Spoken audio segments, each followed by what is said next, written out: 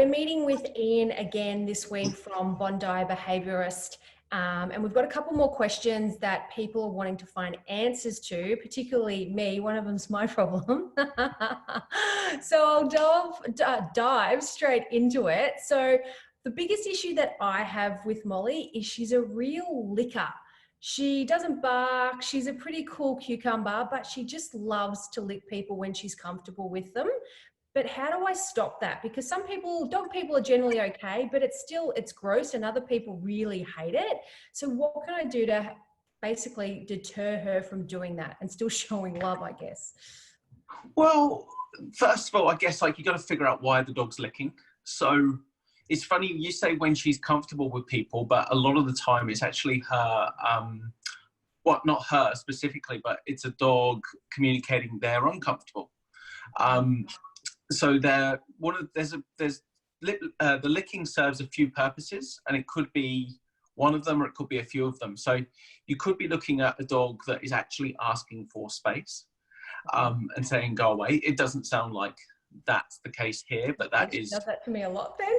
Yeah, no. So one of them is, and this is probably the most common one we see, is simply information seeking. So they'll try and get feedback from that other individual by licking their hands, licking them for taste and see if it moves. So they're information seeking. They're provoking the environment for information. One of them is grooming and affection as well. You know, that is that's when the dog is really comfortable. That looks really slow and kind of planned and methodical, and it will target a certain area. And that's two individuals that really are close and quite bonded. And then there's the really obvious one. It's when you've got something on you that tastes good, and the dog's just after that off what's on the surface. So we try and figure out why the dog's licking first. And if the dog is really comfortable grooming, then it's just personal preference as to whether you tolerate it or not. If the dog has got something on you that is trying to get off of you, then of course you just handle that appropriately, like give it something else or wash your hands. And if the dog is asking for space, that one normally comes when people greet the dog and they start licking, and we think it's kisses. So often we mistake it for kisses, and we go, oh, and we actually keep going further when we make the dog more nervous. Yeah. And it's like, mate, get licking, like, get out of my face. But like I say, the really common one is information seeking. And that when you've got friends over, when you've just introduced a change, like perhaps, you know, you've just arrived home and your dog starts licking, then they're the really common times for your dog to lick for information seeking. And that's the one that can often get a little bit obsessive. That's the one where people are like, will you ever stop?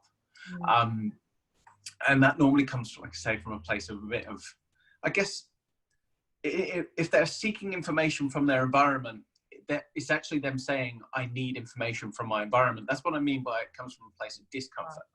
Right. So would you she generally does it like at the dog park, people will go to pat her and she'll sort of back away because she's very unsure of new people. But once she sort of gets to know that, oh yeah, their dog's okay, they seem okay, she'll then approach them.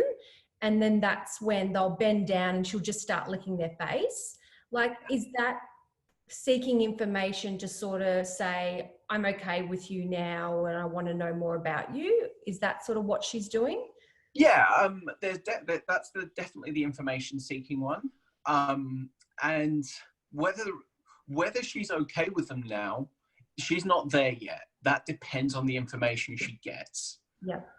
So that's that bit, that's that gap, bridge that gap. Like, your dog's not quite there yet. They're prepared to engage and try and get more feedback. She's moved on from staying away from them, so she's moved towards out of curiosity. But that's the big mistake people make, that the dog is after information, not necessarily high level engaging interaction. So the way we stop it, and that was, I suppose, your original question, is make sure that people give her consistent feedback, so that people give her really, really clear and consistent and positive feedback, Whereas I know it's coming from a place of love, but going down into your dog's face and going, "Woo, how you doing? Hi," is really unpredictable. And so it means our dogs are actually guessing, because one minute you're hyper and happy, the next minute you're dismissive, the next minute you're, "Hi, how you doing?" Really neutral. And that's what I mean. If the more consistent people can be towards your dog, the more comfortable your dog will be greeting other individuals, because it's going to know what's going to happen next. And of course, when you've got a really cute dog, it's really hard to get people to do that, because inevitably they'll just, "Hey, how you doing?" and get all really high pitched. But it does bring that lack of clarity. And if, say, for example, they want it to stop, I mean, it sounds like those guys in the park just need to stand up. Like, get your face out in the dog's face and it won't lick you.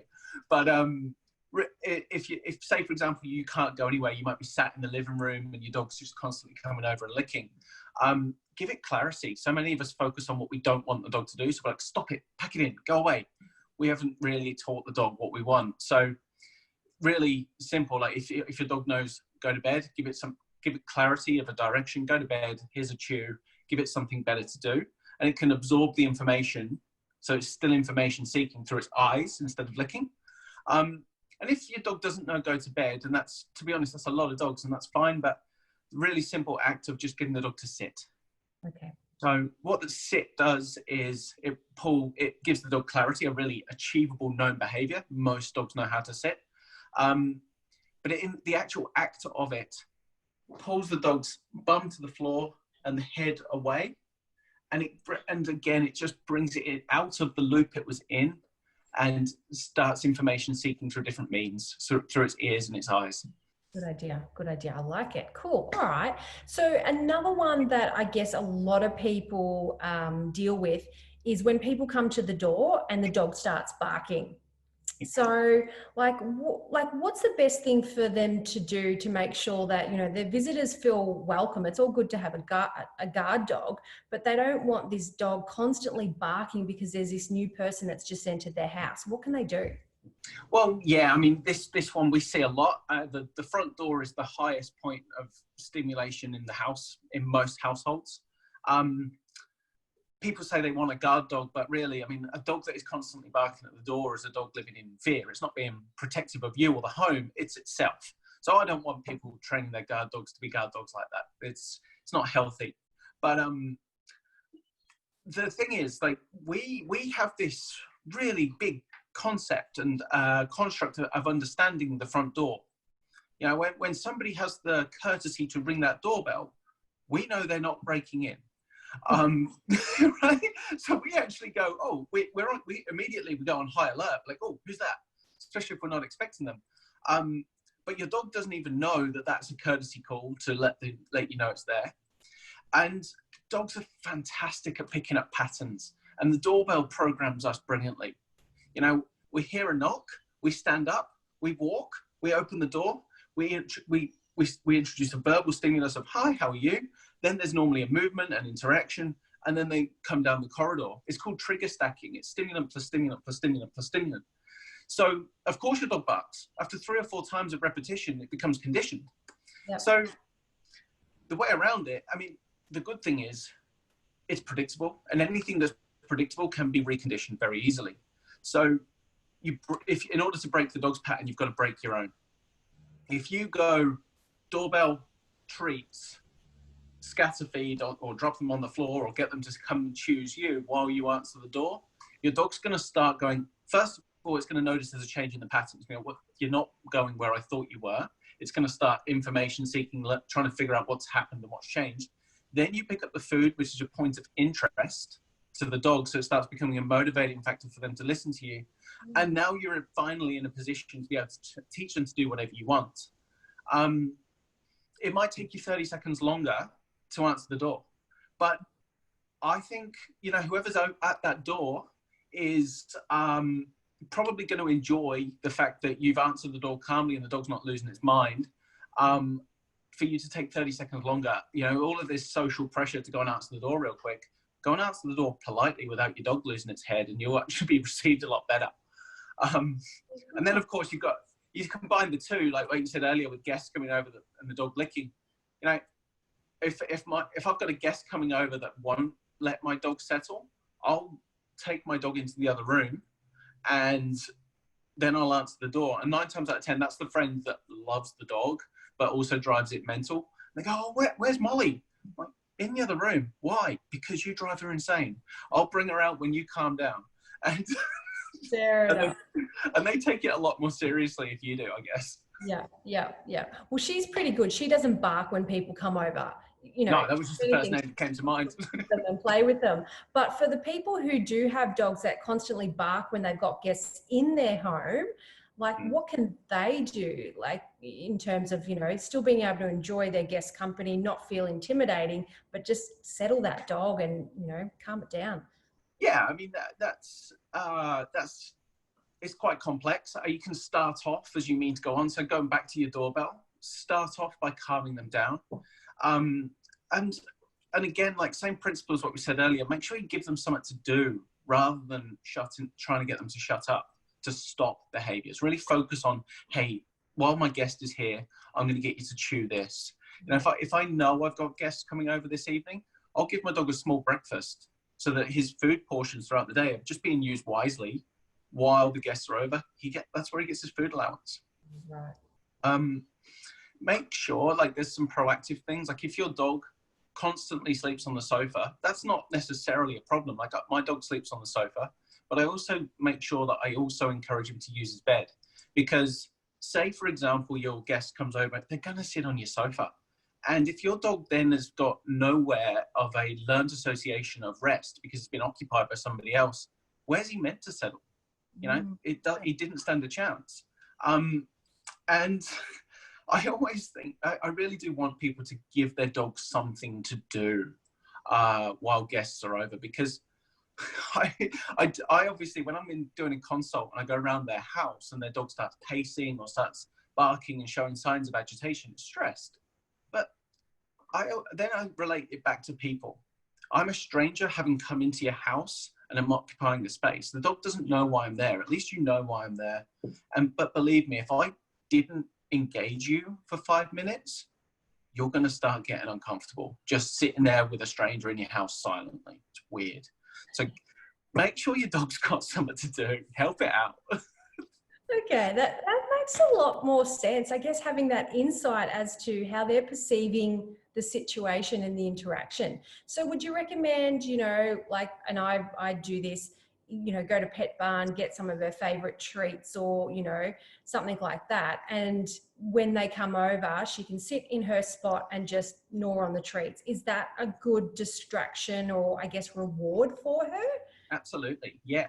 Not only are you giving her an option, you know, something to choose to do so that, you know, you're occupying her, but you're using something positive to build positive associations. Whereas if you were constantly reprimanding, you're going to start creating a negative association of guests coming over.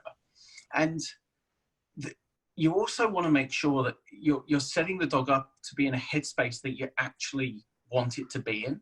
So when guests come over, I put the toys away. I leave out things to chew, because the first thing that they'll do is hype the dog up. Then they'll pick up a ball or a toy and they'll throw the ball around, and then they'll look at me and go, "Oh, your dog won't calm down." Like, you reckon? Like, of course he won't. You've just supplied him with a load of sugar. So like, it's just going to hype him up. So if I leave out goat's horns and, you know, natural chews, nobody picks up a goat's horn and lobs it across your living room. So I'll set up the environment for the dog to succeed before the guest even arrives. Yeah, good idea.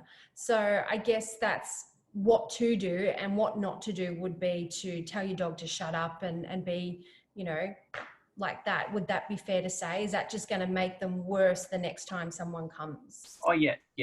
So just telling them off will create a negative association, and letting your guests hype them up will also compound the problem.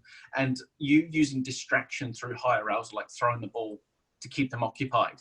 If the dog might be distracted, but that won't help you. Like, anybody that grows up distracted is an idiot. They're not present enough to learn. So keep them calm, keep them present, and they can actually learn how to behave in that environment. Good one. Makes sense. Hopefully that helped a lot of people have much more calmer households from now on. Exactly. That's all the questions that I had this week. If there's anything else maybe you can think of, but otherwise, that's all I've got for you today.